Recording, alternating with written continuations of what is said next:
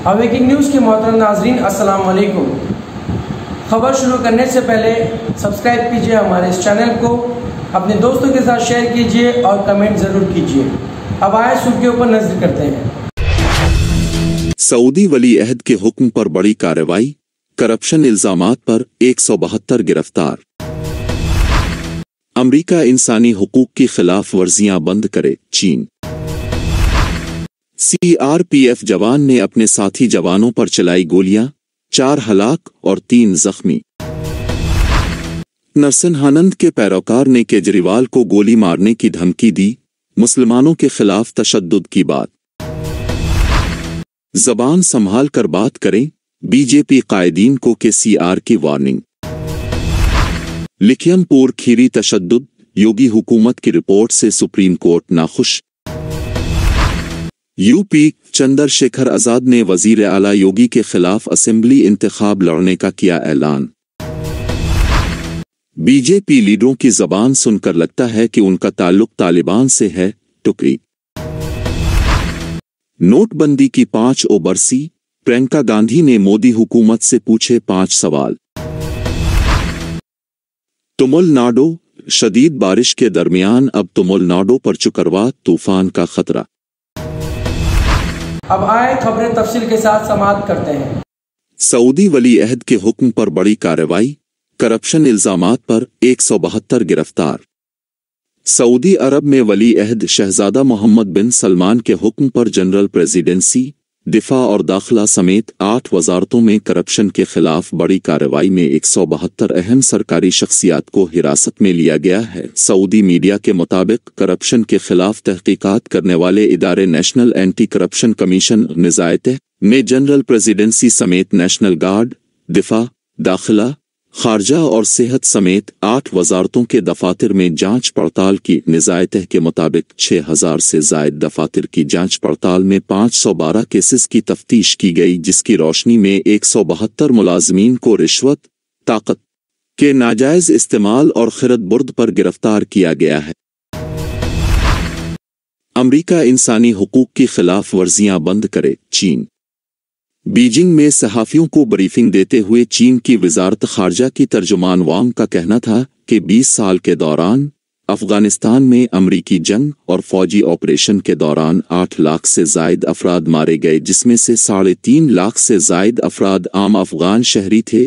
चीन की वजारत खारजा की तर्जुमान ने ये बात जोर देकर कही कि अमरीका को अफगानिस्तान में अपने जंगी जराइम का हिसाब देना होगा। चीनी वजारत खारजा की तर्जुमान ने मजीद कहा कि अमरीका दुनिया के दीगर मुल्कों में मुदाखलत और इंसानी हुकूक की खिलाफ वर्जियों का सिलसिला फौरी तौर पर तर्क कर दे। सीआरपीएफ जवान ने अपने साथी जवानों पर चलाई गोलियां, 4 हलाक और 3 जख्मी। सीआरपीएफ जवान ने अपने साथी जवानों पर चलाई गोलियां, 4 हलाक और 3 जख्मी। सुकमा 8 नवंबर यूएनआई छत्तीसगढ़ के जनूबी बिस्तर कोनिटा ब्लॉक के तेलंगाना और छत्तीसगढ़ के सरहदी इलाके में वाक़े गांव लिंगिनपली के central reserve police force CRPF battalion 217 के कैंप में इतवार देर रात सीआरपीएफ के जवान ने अपने साथियों पर AK-47 से फायरिंग कर दी। इस वाक़या में 4 जवान हलाक जबकि 3 जवान जख्मी हो गए, जिनमें 2 जवानों की हालत नाजुक होने के सबब उन्हें हेलीकॉप्टर के जरिए रायपुर रामकृष्णा अस्पताल भेजा गया है। नरसिंहानंद के पैरोकार ने केजरीवाल को गोली मारने की धमकी दी, मुसलमानों के खिलाफ तशद्दुद की बात। Right wing YouTuber Suresh Rajput ने दिवाली पर दिल्ली के वजीर आला अरविंद केजरीवाल के दिवाली को लेकर मुबैना हिंदू मुखालिफ ख्यालात की मुखालफत करने के लिए गुज़िश्ता 4 नवंबर को अपने फेसबुक अकाउंट पर एक वीडियो अपलोड किया था। सोशल मीडिया पर वायरल हुए इस वीडियो में राजपूत को वजीर आला केजरीवाल के लिए गैर मुहज़्ज़ब ज़बान का इस्तेमाल करते और उन्हें गोली मारने की धमकी देते सुना जा सकता। इस वीडियो में वो कहते हैं, जब पाकिस्तान से हिंदुस्तान हारा था तब दिल्ली में पटाखे चले थे, तब तेरा एक बाल भी ना उखड़ा। तेरा ज्ञान दिवाली और होली पर ही बाहर आता है। केजरीवाल पीतल भर दूंगा। पीतल बता दें कि यहाँ पीतल भरने से मतलब गोली मारने से है। इस 46 मिनट के वीडियो में उन्हें मुसलमानों को पुरतशद्दुद और काबिल एतराज़ गालियां और धमकियां देते सुना जा सकता है। हालांकि वीडियो को जल्द ही डिलीट कर दिया गया। केजरीवाल पीतल भर देंगे, निकालत पीतल, या बात याद रखिए। दिमाग सटक गया ना, और तेरे दिल्ली में तुझे कह जबान संभाल कर बात करें, बीजेपी कायदीन को केसीआर की वार्निंग। चीफ मिनिस्टर के चंद्रशेखर राव ने बीजेपी कायदीन को वार्निंग दी कि वो जबान संभाल कर बात करें, वरना तेलंगाना में उनका चलना फिरना दूभर हो जाएगा। मीडिया के नुमाइंदों से बातचीत के दौरान केसीआर बीजेपी के रियासती सदर बंडी संजय और दीगर कायदीन पर सख्त बरहम थे। उन्होंने एक मरहला पर बंडी संजय को जाहिल करार दिया और कहा कि वो अंग्रेजी से वाकिफ तक नहीं है। बीजेपी कायदीन को हुकूमत के खिलाफ मनमानी बयानात पर इंतबा देते हुए केसीआर ने कहा कि जो कोई भी ऐसे बयानात देगा उसके खिलाफ कानूनी कार्रवाई की जा सकती। धान की खरीदी के मसला पर केसीआर ने बंडी संजय को चैलेंज किया कि वो खरीदी के सिलसिला में मरकजी हुकूमत से मकतूब हासिल करके दिखाएं।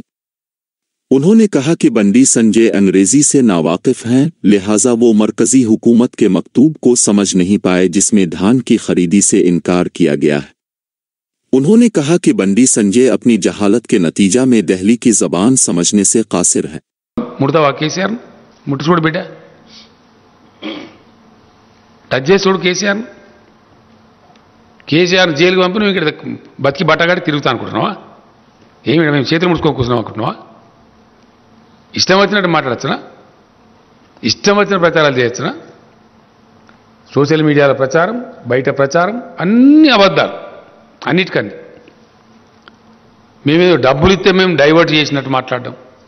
ఇచ్చిన డబ్బులు మిమ్మల్ని జాదే తెలంగాణ ఇయ్యాల, అది నేను చెప్తలేను, రిజర్వ్ బ్యాంక్ ఆఫ్ ఇండియా చెప్పింది। लिखियमपुर खीरी तशद्दुद, योगी हुकूमत की रिपोर्ट से सुप्रीम कोर्ट नाखुश।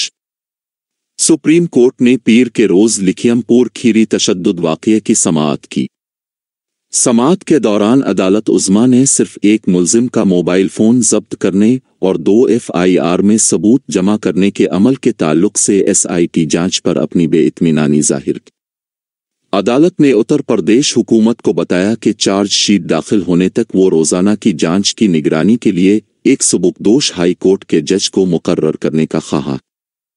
चीफ जस्टिस NV रमना की सदारत वाली और जस्टिस सूर्यकांत और जस्टिस हुमा कोहली की बेंच ने एक वकील से कहा कि अहम मामले में गैर जानिबदारी लाने की कोशिश कर रहे हैं। यूपी चंद्रशेखर आजाद ने वजीर आला योगी के खिलाफ असेंबली इंतखाब लड़ने का किया ऐलान।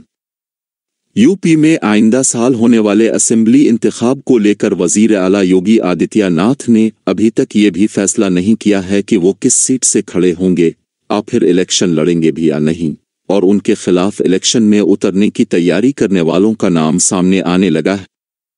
आज़ाद समाज पार्टी के कौमी सरबराह चंद्रशेखर आजाद ने उत्तर प्रदेश के वजीर आला के खिलाफ असेंबली इलेक्शन लड़ने का ऐलान कर दिया है।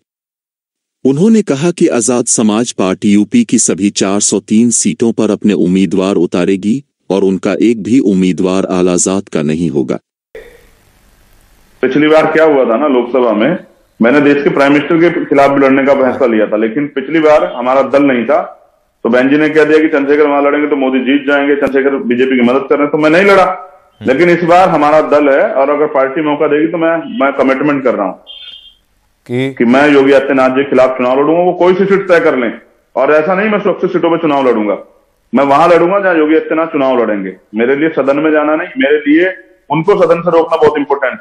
तो आप एक चीज और समझिए सौरभ भाई जी, 403 विधानसभा की सीटें हैं जी, 86 जिसमें आरक्षित हैं, 84 शेड्यूल कास्ट के लिए, 2 शेड्यूल ट्राइब के लिए, उसके बाद बची 317 सीटें, उन पे भी हमें चुनाव।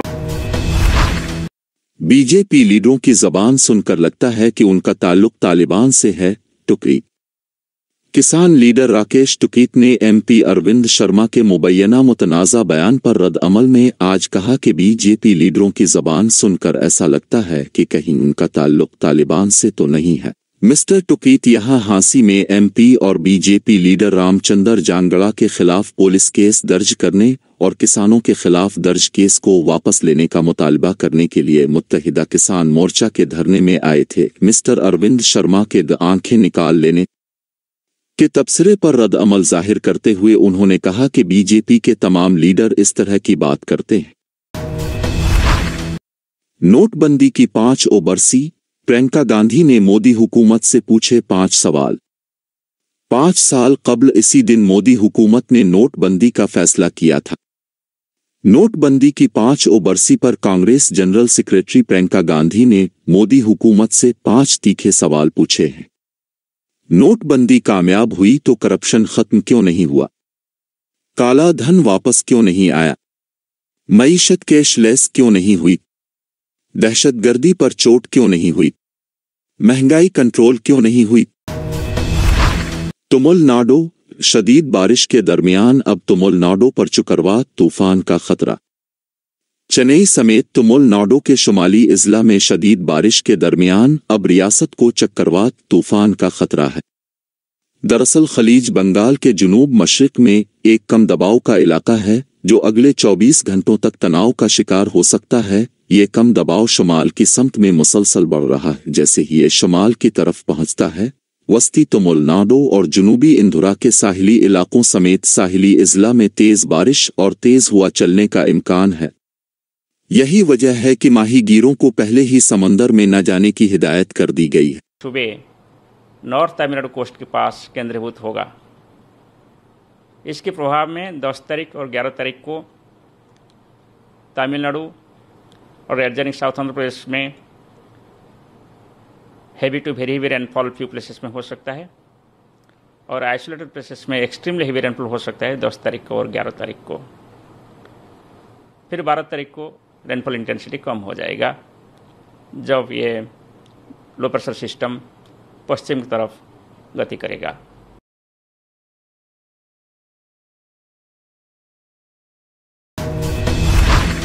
नाजरीन, ये थे अब तक के ताज़ा तरीन हालात। जुड़े रहिए हमारे चैनल के साथ जानने के लिए और भी खबरें। अब लेता हूँ मैं इजाज़त। खुदा हाफिज़।